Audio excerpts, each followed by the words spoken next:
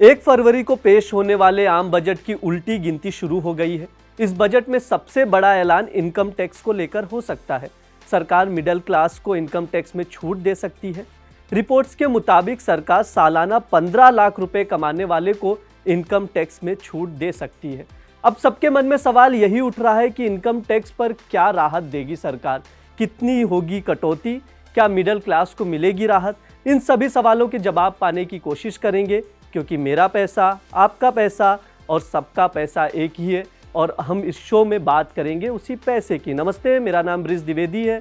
आप देख रहे हैं दैनिक जागरण का बिजनेस शो मेरा पैसा।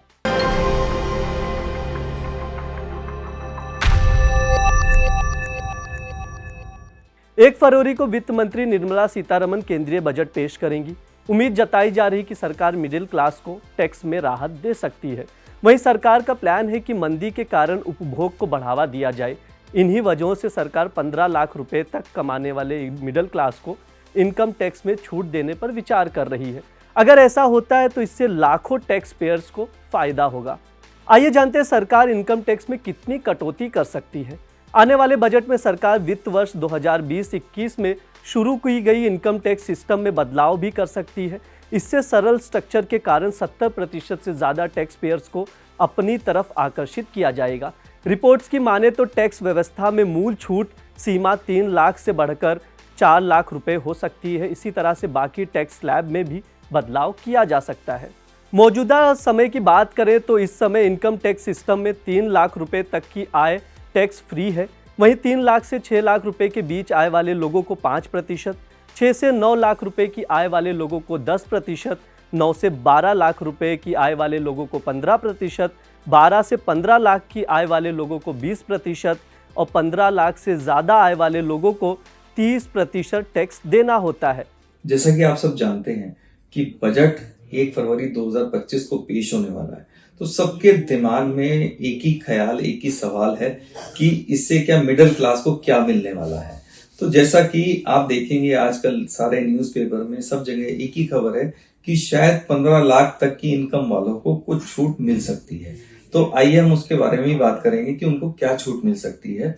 सबसे पहले तो 15 लाख की इनकम वालों को स्लैब में परिवर्तन हो सकता है, लेकिन क्या पुराने रिजीम वालों को मिलेगी, न्यू रिजीम वालों को मिलेगी? तो इसको जानने से पहले हमें सबसे पहले ये जानना होगा कि पुराना रिजीम क्या कहता है और न्यू रिजीम क्या कहता है, जो कि 2020 से एप्लीकेबल है। तो हम पहले पुराने रिजीम के बारे में बात करते हैं। तो ओल्ड रिजीम के अनुसार अगर आपकी इनकम 2.5 लाख रुपए तक है तो आपको कोई टैक्स नहीं देना। अगर आपकी इनकम 2.5 लाख रुपए से 5 लाख रुपए तक है तो आपको 5% टैक्स देना है। अगर आपकी इनकम 5 लाख रुपए से 10 लाख रुपए तक है तो आपको 20% टैक्स देना है। और अगर 10 लाख रुपए से ऊपर की इनकम है तो आपको 30% टैक्स देना है। अगर इसमें 15 लाख रुपए तक की इनकम है तो आपको करीब 2,02,500 रुपए का टैक्स पड़ता है। अब इसके विपरीत, इसके कंपैरिजन में अगर हम न्यू रिजीम की बात करें तो न्यू रिजीम में अलग अलग स्लैब बने हैं जो कि 5% से शुरू होते हैं और 30% पे खत्म होते हैं। जैसे कि अगर आपकी 3 लाख रुपए तक की इनकम है तो 3 लाख रुपए तक की इनकम पे आपको कोई भी टैक्स नहीं देना है। 3 से 7 लाख रुपए तक की इनकम है तो आपको 5% टैक्स देना है। 7 लाख रुपए से 10 लाख रुपए तक की इनकम है तो आपको 10% टैक्स देना है। 10 लाख रुपए से 12 लाख रुपए तक की इनकम है तो 15% टैक्स देना है। और 12 से अगर 15 लाख रुपए तक की इनकम है तो 20% टैक्स देना। और अगर 15 लाख रुपए से ऊपर की इनकम है तो आपको 30% टैक्स देना है। वित्त वर्ष 2025 के बजट को लेकर करदाता और एक्सपर्ट्स की काफ़ी उम्मीदें हैं।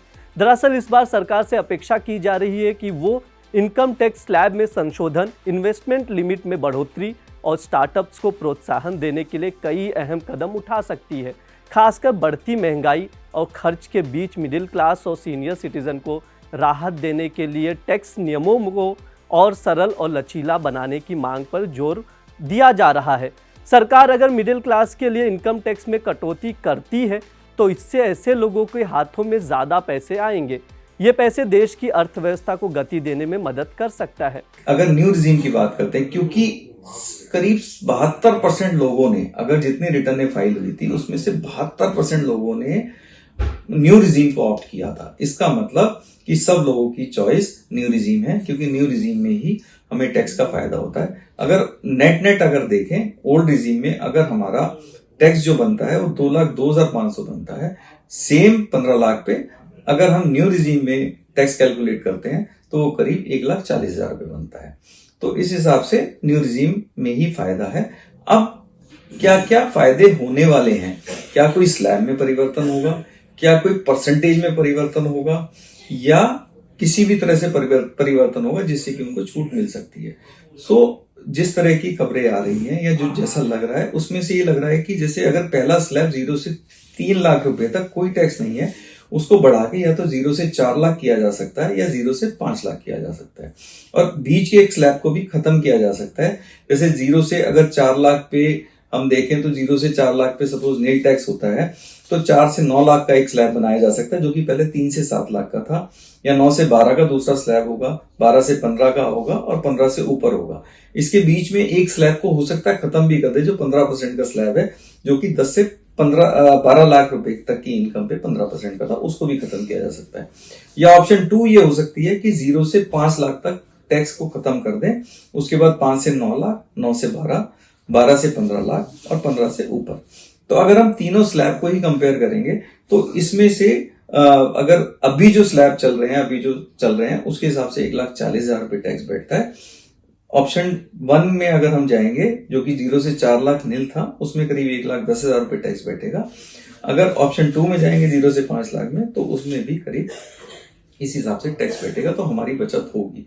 अब इसमें एक 87A की रिबेट थी जो कि प्रेजेंट स्लैब में थी 25,000 रुपए की। हो सकता है कि इस बजट में उस स्लैब को खत्म कर दिया जाए। दरअसल सितंबर तिमाही में देश की जीडीपी पिछले 7 तिमाहियों के मुकाबले काफ़ी कम रही है। अगर लोगों के हाथ में ज़्यादा पैसे आएंगे तो वे ज़्यादा खर्च कर सकेंगे, इससे देश की अर्थव्यवस्था बेहतर होगी। अब सवाल ये भी उठता है कि सरकार मिडिल क्लास पर मेहरबान क्यों होगी। तो आपको बता दूं, सरकार इस समय मिडिल क्लास से कई तरह की आलोचना का सामना कर रही है। महंगाई की मार मिडिल क्लास पर ही सबसे ज़्यादा पड़ रही है, क्योंकि मिडिल क्लास को सरकार की तरफ से खास राहत भी नहीं मिल रही है। महंगाई के मुकाबले वेतन में वृद्धि भी कम ही हो रही है। महंगाई की वजह से साबुन और शैम्पू से लेकर कारों और 2 पहिया वाहनों तक की मांग कम हो गई है। इन चीज़ों का मिडिल क्लास ही सबसे बड़ा ग्राहक रहा है। ऐसे में सरकार इनकम टैक्स में छूट देकर मिडिल क्लास को खुश करना चाहती है। इस शो में इतना ही। देखते रहिए दैनिक जागरण। शुक्रिया।